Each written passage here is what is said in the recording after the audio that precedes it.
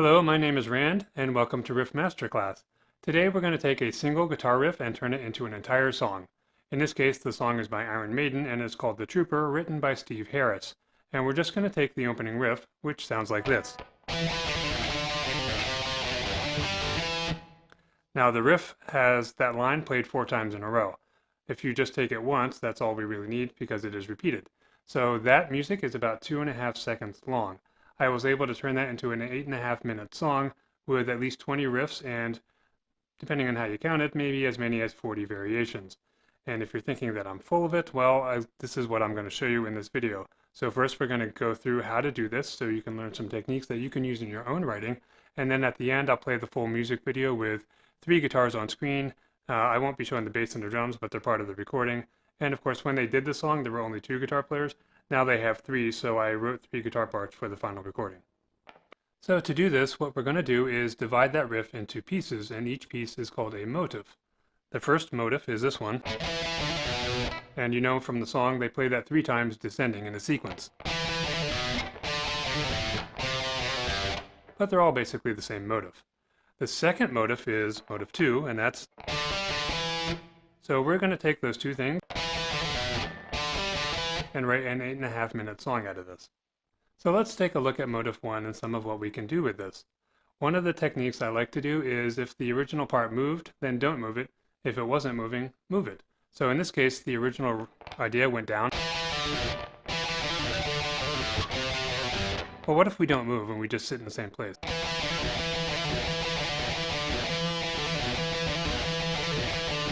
We could also end it with motif 2. So that's one variation, and I know that's very simple, but you'll see there's a lot of mileage we can get out of this kind of stuff. In this case, since they've got multiple guitarists, I can have one guitar playing that same line over and over again, and the other one slowly ascending into harmonies like this.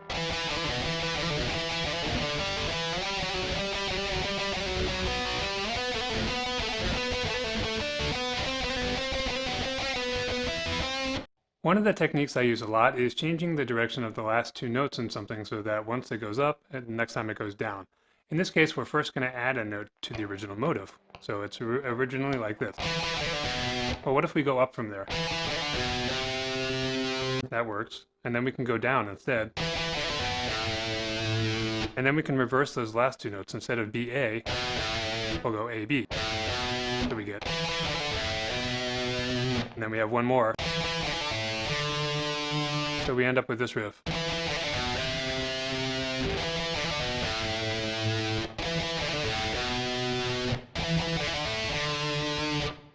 Now there's another version of that where I basically just filled it in a little bit more and it sounds like this.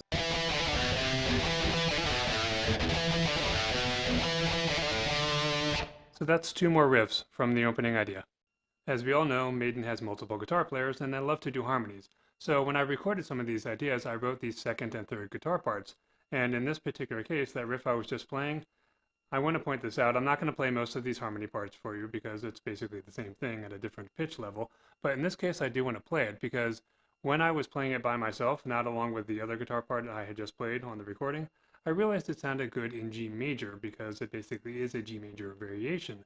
And that started the process of thinking about writing some variations of both motif 1 and 2 in G major. So this is what that particular riff sounded like.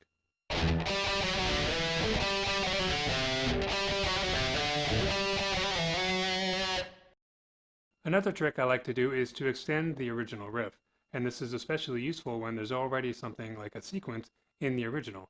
And in this case, that motif 1, they play this 3 times. Well, what if I kept going?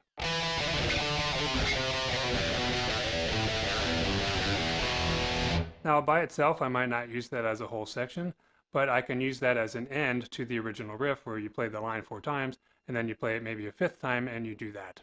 And that can sound like a good ending with a pause and then another section of music. Any motif is going to have a distance between each of the notes in it, and we can sometimes pick that up and move the whole thing to another place in the key we're in, or even to another key. In this case, it goes down by a whole step, and then down by a 3rd. Well, as it turns out, we can do that over here. This is E, D, and then B. We can do it here with A down to G as a whole step, and then G down to E as a minor 3rd, just like the original. So instead of this, we can have this. And as I played around with that, I ended up coming up with this.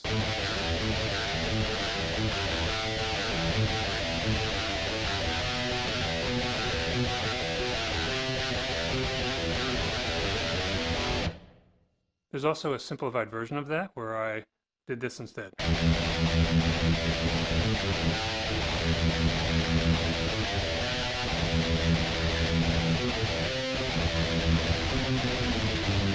Now part of what I'm doing on this is I'm basically using that trill, and even when I did this, that's still roughly the same trill. Some of the notes are slightly different, but the whole point here is to do variations, not to play the same riff that we had in the beginning. Otherwise we'd just be repeating it. There was an element of what I just played that I haven't explained yet, so I'm going to explain it now.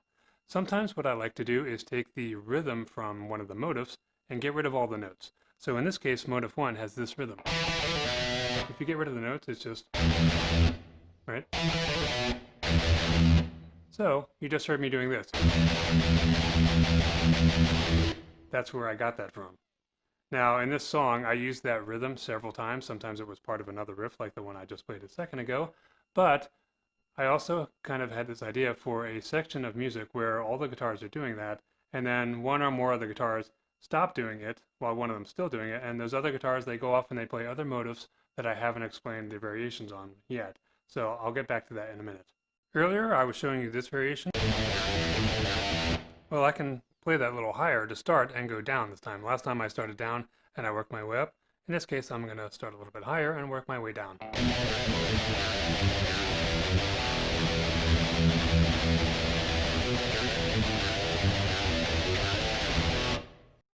One of the variations I played before was this one. That has a prominent A on it because I keep hitting it. So that led to the idea that maybe I should write a version of this in A. And all I'd really have to do is change keys like this. But I decided not to do it up there, which is the exact distance between the notes as in the original motif, but to move it down here and do it like this. That to me sounded better, so this was what I ended up with.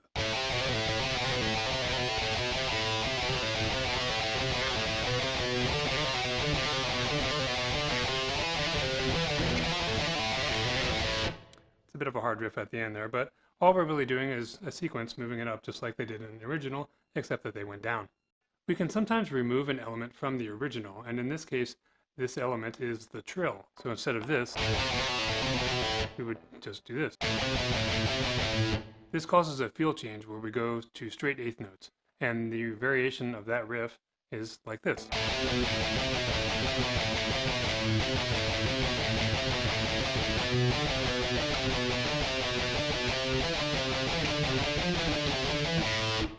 We can also do the same thing with the original motif, and instead of this, and if we play it repeatedly, maybe we want to move it around a little bit and end up with a riff kind of like this one.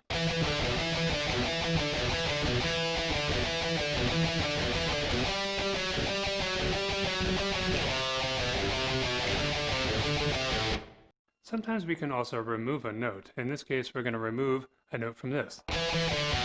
So there I'm playing E twice, then a D, and then a B. Well, what if I get rid of one of the E's? Instead of this, we end up with this. Well, by itself, it's not a big deal, but if we repeat it, we get something like this.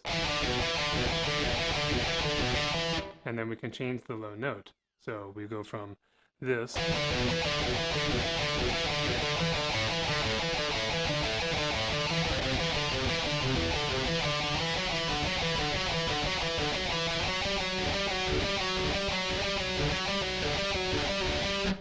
That is one of the variations I wrote that sounded like it ended in G major, and I've already showed you one riff in G major.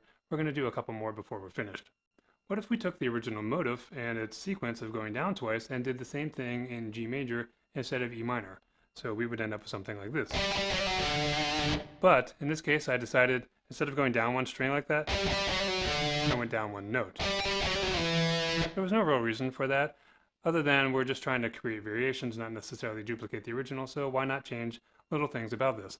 And in this case, I ended up with this.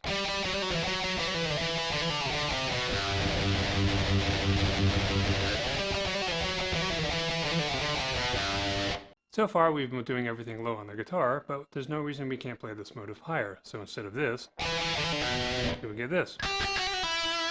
And then we can do a kind of cascade going down the neck, like this.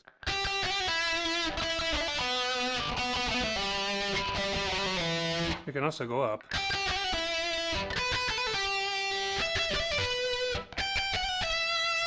Now if you're wondering where I'm getting the notes from, I'm basically using the notes of the E minor chord, which is E, G, and B. So every time I start, like this one, I'm starting on one of the notes in the chord, and then I'm ending on another note in the chord. That's all there is to that, really. So all the notes were chosen based on that.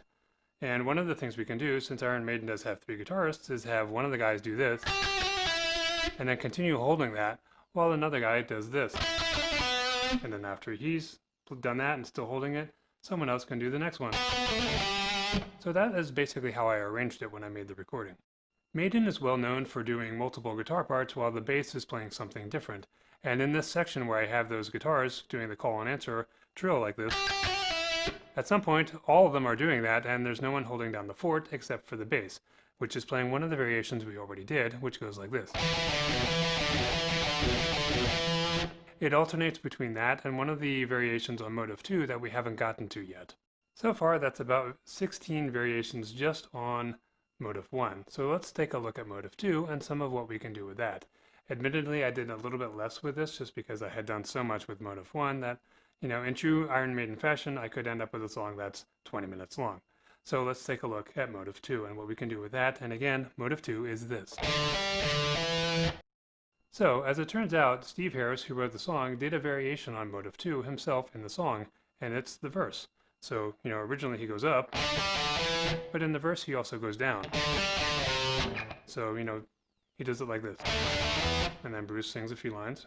A little more singing. And then we go back. So we're going to do the same thing, but we're going to add a little bit more to what Steve did. One of the techniques that I've already mentioned before and we're going to use here is to find another place in the key to do the same set of notes, essentially. And one of them is down here. And then we can do it again.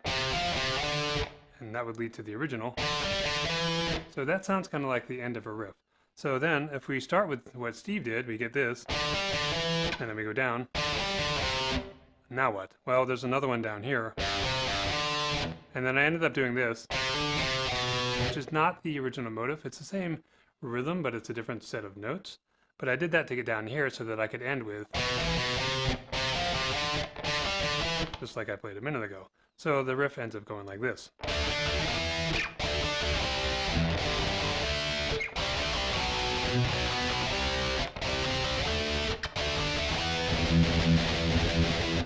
So all we've really done is a sequence of the original motif, and we took what Steve had done and we added a little bit more to it. So I'd already written some variations of Motif 1 in G major, and I wanted to see if I could do the same with Motif 2 in G major instead of the original key of E minor. So originally, Motif 2 would be this. Well, if we did it in G major, we'd just move it up to here, and we start with that. And we've already talked about this thing of once we go up, well, next time we can go down, so now we have this. And then we can use that technique of trying to find another place in the key where we can do this, and there is one, it's over here. And then I ended with just walking down the G major chord. So we end up with this riff.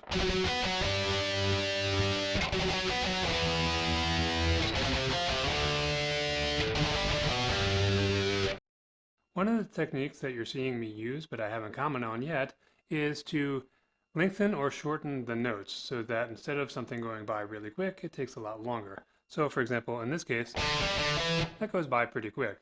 So we could slow that down, such as doing this. In effect, that had given me an idea to play this with chords like this.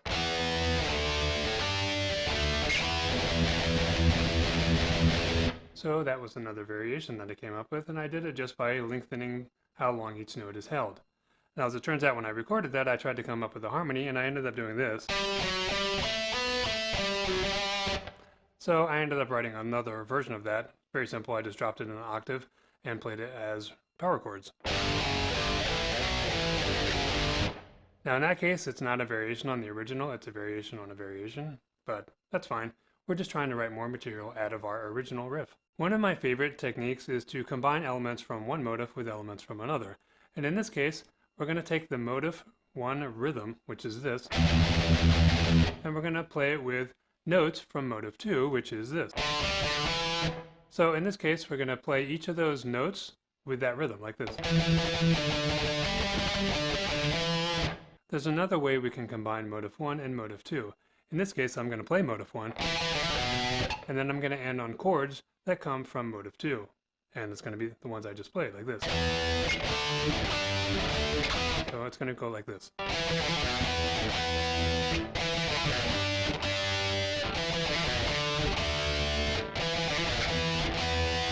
The reason this comes up is that once I do the original, well, I don't want to keep ending on the E, so the thought is, well, what other notes can I end on? And the obvious answer is notes from Motif 2. I could also do it with notes from Motif 1 if I wanted to. Alright, I've got one last variation for you, and this time it's another combination of Motif 1 and Motif 2. Earlier we were doing this chugging rhythm. That came from Motif 1. What I can do is alternate between that chugging rhythm and some of the variations you've already seen me do. I mentioned this before, and this is basically how this is going to go.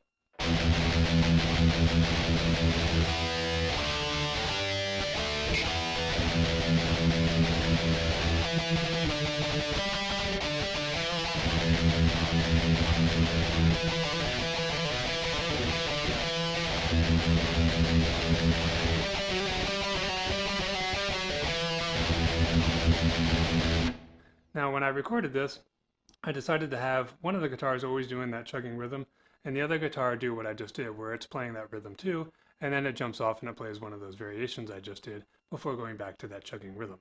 Okay, now we come to the fun part, which is hearing the finished music video with all three guitars on screen. The bass and the drums are also in the background.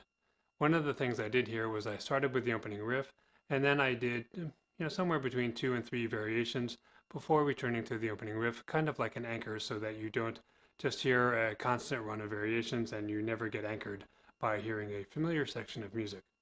Also, just a reminder, if you are enjoying the video, please click the like button, and if you would like to get notified when the other videos are released, please click the subscribe button. Thank you for watching, and I hope you enjoy the video. Thanks.